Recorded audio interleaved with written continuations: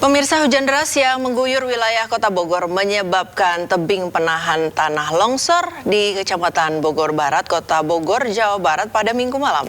Akibatnya, satu orang warga tewas tertimpa tebing saat hendak ke warung.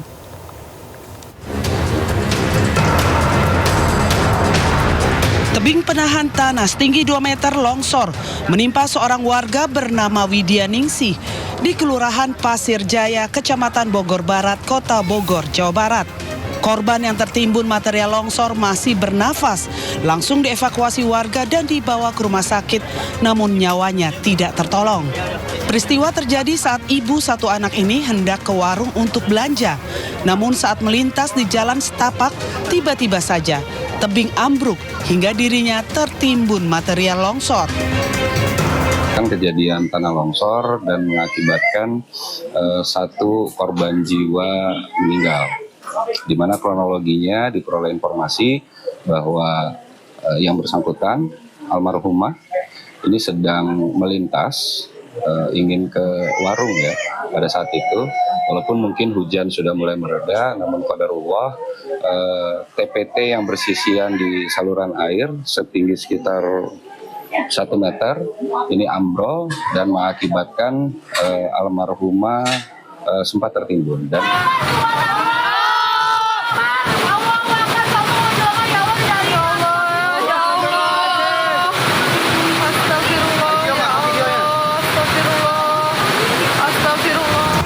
selain itu, di tempat yang berbeda, sebuah masjid rusak parah akibat diterjang luapan Sungai Cikaret.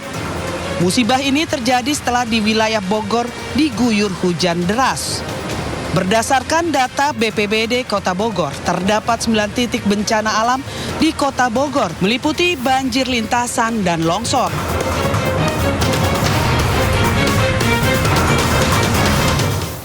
Ke informasi lain, pemirsa, seorang pria ditangkap polisi di Kendal, Jawa Tengah atas kepemilikan sabu seberat 4,4 gram yang sempat dibuang ke semak-semak untuk menghilangkan barang bukti. Ya, selain mengungkap kasus peredaran narkotika, Satres Narkoba Polres Kendal juga membongkar peredaran psikotropika dan obat-obatan terlarang.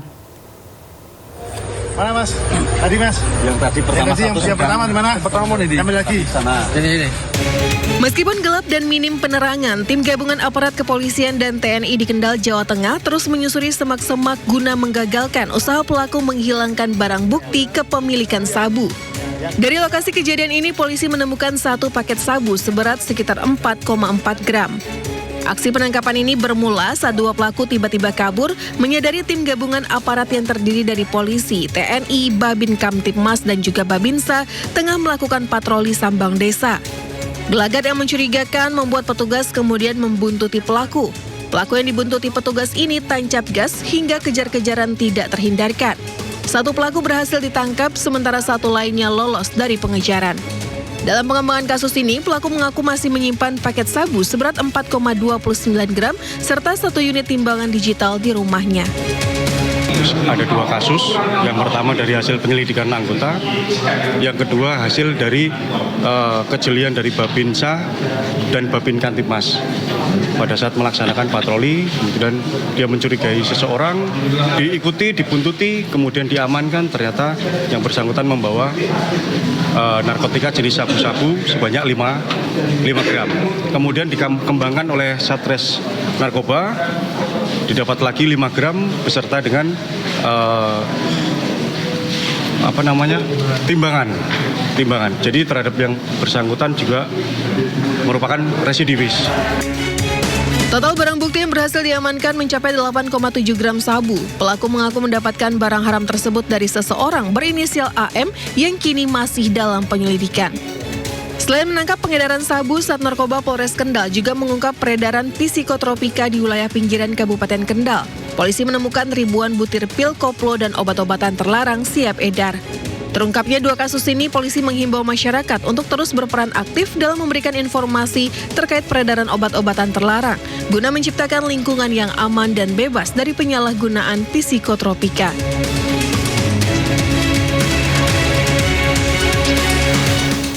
Pemirsa, mayat laki-laki ditemukan di plafon sebuah gedung di Jakarta Barat. Diduga pria parubaya tersebut tewas usai tersetrum saat mencoba mencuri kabel.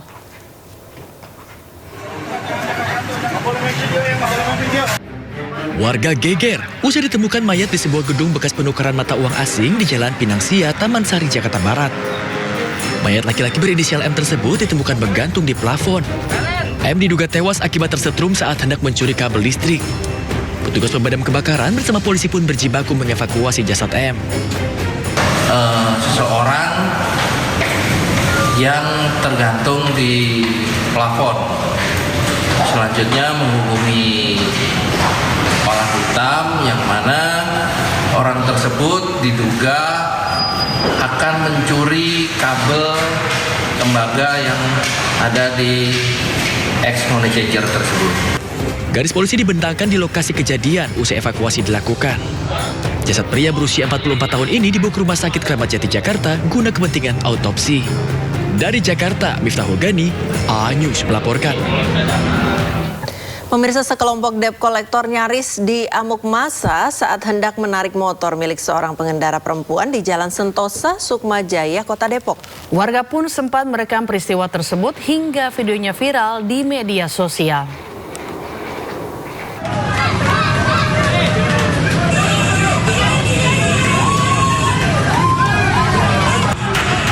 Inilah rekaman video amatir milik warga yang merekam aksi penarikan secara paksa motor milik pengemudi perempuan.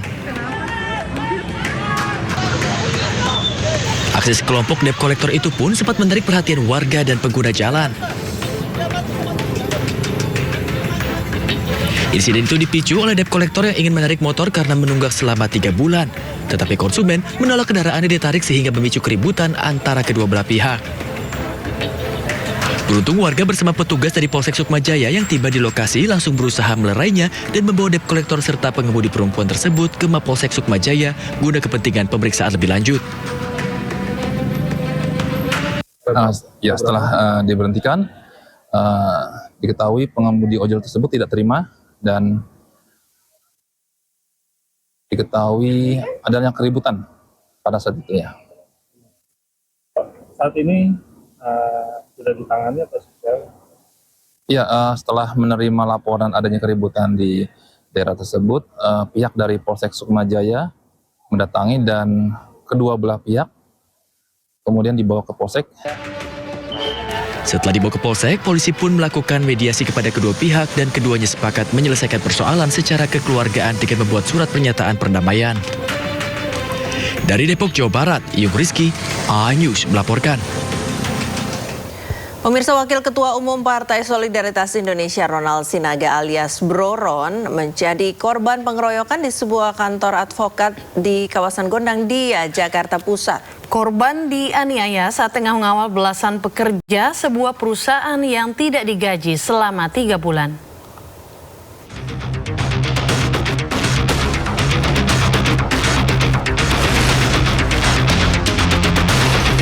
Video detik-detik pemukulan oleh dua pria ini dialami Wakil Ketua Umum PSI Bro Ron. Pengeroyokan bermula saat aksi adu mulut terjadi. Tiba-tiba dua pria memukul secara bergantian Bro Ron. Beruntung, sejumlah orang di lokasi berhasil meredam keributan tersebut. Awalnya, pengeroyokan terjadi saat korban bersama 15 pekerja dari PT Sinergi Karya Sejahtera mendatangi kantor advokat Michael Putra dan partner di Jalan Gondang Dia Kecil, Menteng, Jakarta Pusat. Kedatangan korban bermaksud meminta audiensi kepada pemilik perusahaan untuk menanyakan gaji 15 pekerja yang belum dibayarkan selama 3 bulan. Namun, karena tak dapat menemui yang dituju, ketegangan terjadi di lokasi hingga dua pria naik pitam dan langsung melakukan pemukulan. Akibat kejadian tersebut, korban harus dilarikan ke rumah sakit lantaran mengalami luka di wajah. Di sini terjadilah keributan sampai berujung pada pengeroyokan. Diduga pengeroyokan ini dilakukan oleh 2 orang. Kemudian untuk tindak lanjut dari Polsek sudah kami amankan terduga pelaku 2 orang untuk diproses. Tak membutuhkan waktu lama, kedua pelaku berhasil diamankan petugas tak jauh dari lokasi kejadian. Akibat perbuatannya, kedua pelaku dijerat pasal tentang pengeroyokan dengan ancaman hukuman di atas 5 tahun penjara. Dari Jakarta, Rani Sanjaya, Aing News melaporkan. Pemirsa, satwa dilindungi terdiri dari 2 ekor gajah Sumatera dan seekor harimau mati di Kabupaten Muko-Muko, Bengkulu. Tim gabungan menyelidiki penyebab kematian satwa langka tersebut.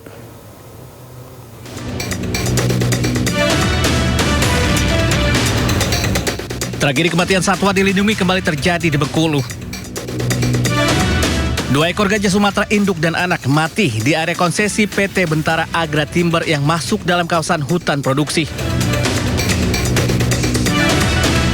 Di lokasi berbeda, seekor harimau Sumatera juga mati di wilayah SP4 Kecamatan Penarik. Menyikapi temuan ini, polisi dan tim gabungan berjumlah 8 orang termasuk dokter hewan dikerahkan ke lokasi untuk mengetahui penyebab pasti kematian gajah tersebut. Melaksanakan penyelidikan terkait adanya 2 ekor gajah yang mati di dalam hutan kawasan. Ya. Untuk hasil penyelidikan kami belum bisa menyampaikan lebih lanjut karena masih harus menunggu hasil laboratorium. Tim akan melakukan nekropsi untuk mengungkap penyebab kematian binatang dilindungi itu. Proses ini diharapkan memberikan gambaran jelas apakah kematian terkait perburuan, racun, atau faktor lain. Polisi menegaskan akan menindak tegas sesuai hukum yang berlaku jika ditemukan unsur pidana. Dari Muko-Muko, Bengkulu, Endro Dwiarawan, Anyus melaporkan. Pemirsa, viral sejumlah siswi SMK di Garut, Jawa Barat menangis saat terjaring razia rambut yang dilakukan oleh guru BK. Ya, bahkan para siswa yang terjaring mengaku tak terima jika rambutnya dipotong meski menyalahi aturan sekolah.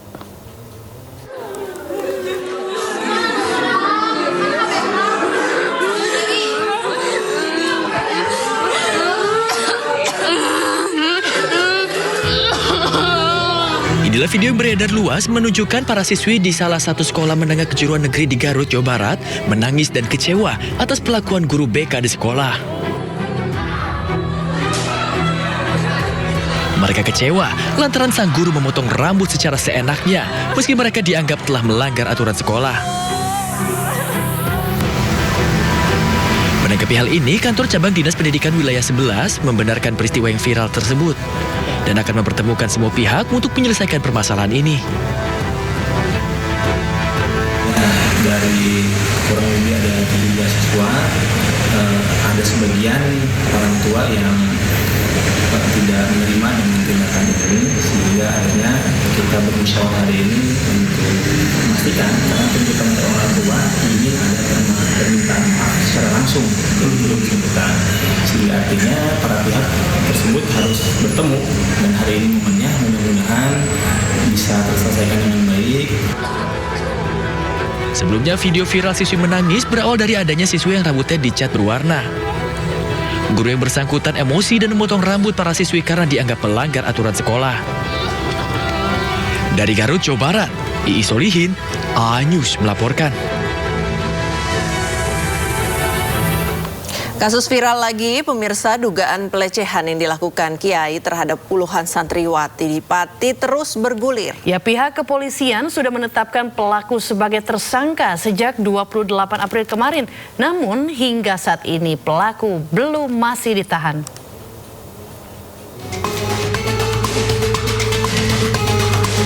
Viralnya kasus dugaan kekerasan seksual di Kabupaten Pati terus menyita perhatian. Pasalnya, pihak kepolisian sudah menetapkan pelaku sebagai tersangka, namun hingga saat ini pelaku masih bebas berkeliaran dan belum dilakukan penahanan. Tersangka berinisial AS yang merupakan pengasuh pondok pesantren sebelumnya telah dijadwalkan menjalani pemeriksaan di Polresta Pati pada Senin siang, namun tidak memenuhi panggilan penyidik. Hal ini menjadi perhatian lantaran pelaku resmi ditetapkan sebagai tersangka pada 28 April 2026. Kepolisian pun akan kembali memanggil terduga pelaku. Namun jika kembali tidak memenuhi panggilan, polisi memastikan akan menempuh langkah hukum lanjutan.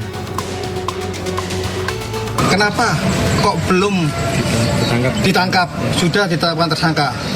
Jadi kita penegak hukum melakukan hal tersebut, kita komitmennya sama. Kita pengen kasus ini cepat selesai. Makanya kita memperhatikan azas kehati-hatian azas profesionalitas dan juga hak asasi manusia. Jadi memang diwajibkan bahwasanya sebelum kita melakukan penangkapan dengan pengekangan itu kan ada terkait hak asasi, kita harus memeriksa dengan menghormati hak asasi dan upaya daripada tersangka tersebut sebelum kita lakukan upaya penangkapan. Jadi Sebelumnya diketahui jika pondok pesantren yang diasuh terduga pelaku didemo oleh warga pada Sabtu 2 Mei 2026 lantaran meresahkan masyarakat.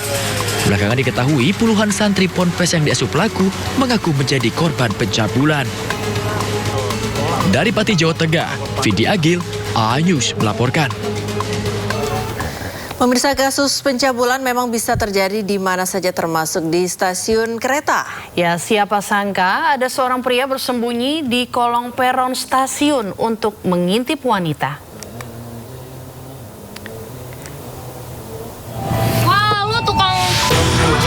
Media sosial dihebohkan video unggahan salah satu penumpang KRL komuter lain yang menyebutkan ada seorang pria yang terlihat di bawah peron di kawasan stasiun Kebayoran. Pria tersebut tengah mengintip penumpang dari bawah peron dekat dengan gerbang perempuan. Bahkan mengambil foto saat penumpang naik dan turun dari kereta. Menanggapi video yang beredar di media sosial, Manajer Public Relation KAI Komuter, Leza Arlan menjelaskan jika petugas telah menelusuri lokasi dan mengecek CCTV sesuai dengan laporan. Namun petugas tidak menemukan orang yang mencurigakan.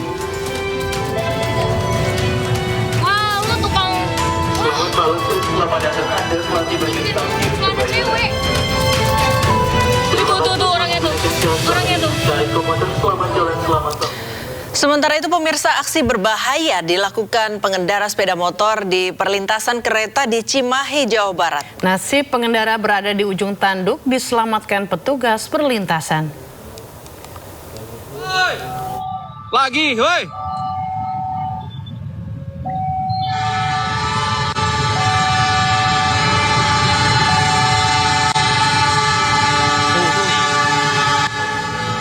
Video amatir warga merekam seorang pengendara motor mendorong kendaraannya hendak menerobos palang pintu yang sudah tertutup. Meski sinyal peringatan berbunyi, pengendara itu tetap memaksa masuk ke area rel. Di saat yang sama, kereta api dari arah Bandung menuju Jakarta semakin mendekat. Waktu semakin sempit dan pengguna jalan yang melihat pria itu kian panik. Namun pada titik kritis itulah seorang petugas perlintasan langsung berlari menerobos bahaya menghampiri korban. Petugas dengan cepat mendorong motor dan pengendaranya menjauh dari rel. Hanya dalam hitungan detik kereta api melintas kencang tepat di belakang mereka.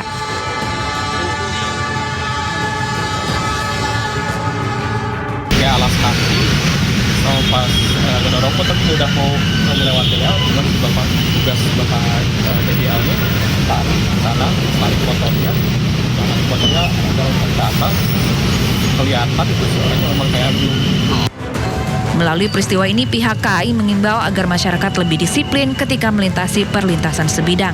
Karena kecelakaan di perlintasan itu selalu diawali dari ketidakpatuhan pengguna jalan. Dari Kabupaten Bandung, Jawa Barat, Yuwono, iNews melaporkan. Ya, Priska, melihat berita tadi ini miris kan, bukan hanya 1-2 kali saja gitu, ada banyak pengendara yang kesadarannya gak sabar kurang gitu, nekat untuk menerobos. Betul, padahal kalau seandainya kesenggol gitu sama kereta kan bukan bercanda namanya jadinya, semua orang keselamatannya menjadi berbahaya gitu kan, baik pengguna kereta api juga orang tersebut, pengendara lain, juga penjaga keretanya juga mempertaruhkan nyawa gitu ya, Priska. Betul. Hati-hati pemirsa semua kalau melintasi perlintasan kereta supaya hati-hati benar-benar. Sabar aja dulu gitu ya. Karena walaupun belum kelihatan keretanya datang, tiba-tiba kereta itu kan dalam kecepatan tinggi datang. Ya betul, kita juga tidak bisa memperkirakan berapa detik lagi sampai, jadi jangan nekat gitu. Kayak tadi tuh belum kelihatan, terus diselamatin ke untung kiri. sempat ke atas dalam sepersekian detik tiba-tiba keretanya meluncur. Takutnya yang berbaju orange yang menjaga kereta yang jatuh malah dia yang jadi korban kan? Iya. Ya, hati-hati dan waspada dan kesadarannya dibangun bahwa ini merupakan kesadaran yang perlu dibangun oleh semua pihak, baik pengguna jalan maupun petugas yang menjaga rel kereta supaya semuanya hati-hati dan aman dan ready ya, harus pokoknya jangan nekat lah gitu ya, Priska ya. Baik, kita ke informasi selanjutnya. Pemirsa, berniat melerai tawuran, seorang bapak tewas tertabrak kereta komuter lain. Aksi tawuran pun berhasil dibubarkan setelah polisi datang dan menembakkan gas air mata.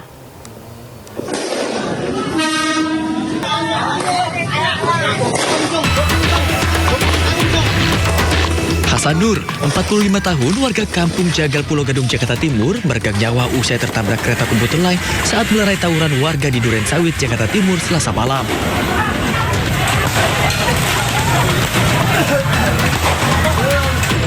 Petugas kepolisian akhirnya berhasil mengidentifikasi dan mengevakuasi jasad korban usai membubarkan tawuran warga tersebut. Belum diketahui penyebab tawuran, namun kedua kubu diketahui sudah lama berseteru dan sering terlibat tawuran. Kasus tawuran dan kecelakaan ini kini dalam penyelidikan pihak kepolisian. Sementara itu jasad korban langsung dibawa ke rumah sakit Polri untuk dilakukan otopsi. Dari Jakarta, Rio Madik, A-News melaporkan.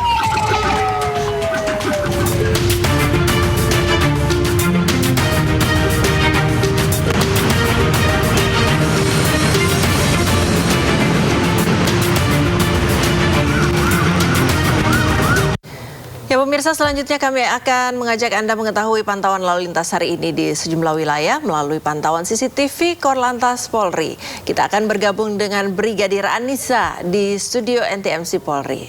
Ya, selamat pagi Brigadir Anissa. Bagaimana pantauan arus lalu lintas di sejumlah titik di wilayah Indonesia melalui pantauan CCTV? Dan juga Priska, serta selamat pagi pemirsa. Saya Brigadir Anissa dari NTMC Polri kembali hadir untuk menginformasikan kondisi arus lalu lintas terkini pada pagi hari ini yang memang sudah mulai terlihat adanya peningkatan volume kendaraan di beberapa titik wilayah di Indonesia. Untuk itu langsung saja kita menuju ke CCTV yang pertama, yaitu di kawasan JPO RS Harapan Kita, Jakarta Barat. Untuk situasi arus lalu lintas pada pagi hari ini bisa kita saksikan bersama di layar kaca Anda. Arus lalu lintas dari arah Grogol yang akan mengarah ke Selipi melalui jalur arteri terpantau sudah ada peningkatan volume kendaraan dan arus lalu lintas terpantau ramai dan terlihat dominasi kendaraan pribadi roda 4 maupun roda 2. Kami himbau bagi para pengendara untuk selalu berhati-hati dan juga menjaga jarak aman kendaraan Anda dengan kendaraan lainnya. Dan untuk arus lalu lintas dari arah sebaliknya untuk pagi hari ini terpantau relatif lancar. Dan untuk arus lalu lintas di tol dalam kota arah Grogol yang akan mengarah ke Selipi terpantau juga sudah ada peningkatan dan arus lalu lintas terpantau padat untuk pagi hari ini. Kami himbau bagi para pengendara untuk selalu bersabar serta selalu berkonsentrasi saat berkendara dan untuk tidak mengoperasionalkan telepon seluler saat Anda sedang melakukan perjalanan karena dapat mengganggu konsentrasi saat berkendara. Dan untuk arah sebaliknya di tol dalam kota masih terpantau dalam keadaan ramai dan lancar. Dari kawasan Jakarta Barat kita akan beralih ke kawasan Jakarta Selatan, tepatnya di kawasan JPO Polda Metro Jaya. Arus lalu lintas dari Gatot Subroto yang akan mengarah ke Semanggi ataupun Senayan untuk pagi hari ini terpantau masih dalam keadaan relatif lancar. Begitupun untuk arus lalu lintas dari arah sebaliknya. Namun kami himbau bagi para pengendara untuk tidak menggunakan jalur busway sebagai jalur Anda karena dapat membahayakan diri Anda pribadi maupun pengguna jalan lainnya. Dan untuk arus lalu lintas di tol dalam kota untuk pagi hari ini masih terpantau relatif lancar. Dan di kawasan ini merupakan titik terakhir diberlakukannya rekayasa lalu lintas berupa kontraflow. Kami mengimbau bagi para pengendara untuk selalu memperhatikan arahan dan himbauan petugas kami yang ada di lapangan. Masih di kawasan Jakarta Selatan, berikutnya kita akan bergeser ke kawasan JPO Korlantas. Arus lalu lintas di jalur arteri arah Semanggi yang akan mengarah ke Cawang terpantau masih dalam keadaan ramai dan lancar, namun dari arah sebaliknya pada pagi hari ini terpantau relatif lancar juga. Terlihat dominasi kendaraan roda 2 pada pagi hari ini. Kami himbau bagi para pengendara untuk selalu menggunakan helm berstandar SNI guna keamanan dan juga keselamatan. Dan untuk arus lalu lintas di tol dalam kota arah Semanggi yang akan mengarah ke Cawang terpantau masih dalam keadaan relatif lancar, namun sedang diberlakukan rekayasa kontraflow. Dan untuk dari arah sebaliknya, yaitu dari kawasan Cawang yang akan mengarah ke Semanggi, terpantau kepadatan arus lalu lintas pada pagi hari ini. Kami menghimbau bagi para pengendara untuk selalu bersabar dan selalu berhati-hati serta menjaga jarak aman kendaraan Anda dengan kendaraan lainnya. Dan untuk yang terakhir kita menuju ke kawasan exit tol Bekasi Barat. Arus lalu lintas dari gerbang tol Bekasi Barat yang akan menuju ke arah Pekayon, Kalimalang maupun Jalan Ahmad Yani untuk pagi hari ini terpantau relatif lancar. Ketersendatan hanya mencolong traffic light saja, namun selepasnya kendaraan dapat melaju dengan kecepatan normal. Dan untuk kendaraan dari arah Pekayon menuju Kalimalang, Jalan Ahmad Yani maupun gerbang tol Bekasi Barat terpantau dalam keadaan ramai dan lancar. Kami himbau bagi para pengendara untuk selalu berhati-hati serta mengutamakan bagi para pejalan kaki yang akan menyeberang di kawasan ini mengingat minimnya JPO. Dan juga kami himbau bagi para pengendara untuk selalu berkonsentrasi karena terlihat dominasi kendaraan angkutan berat yang melintas di kawasan ini. Kami himbau untuk berhati-hati dan menghindari blind spot guna keamanan dan juga keselamatan. Dan juga kami informasikan berdasarkan dari data IRSMS Korlantas Polri, angka kecelakaan lalu lintas di seluruh Indonesia dalam kurun waktu 1 kali 24 jam terjadi sebanyak 260 kasus laka lantas. Dengan rincian 20 meninggal dunia, 41 luka berat dan juga 367 luka ringan. Dari data tersebut, 45% terjadi dikarenakan kecerobohan pengemudi. Untuk itu kami selalu menghimbau bagi para pengendara untuk selalu tertib berlalu lintas agar tercipta perjalanan yang aman dan selamat sampai tujuan. Itulah informasi pada pagi hari ini dan silakan kembali ke rekan di studio. Ya, terima kasih Brigadir Aniza atas laporannya. Selamat bertugas kembali dan salam presisi.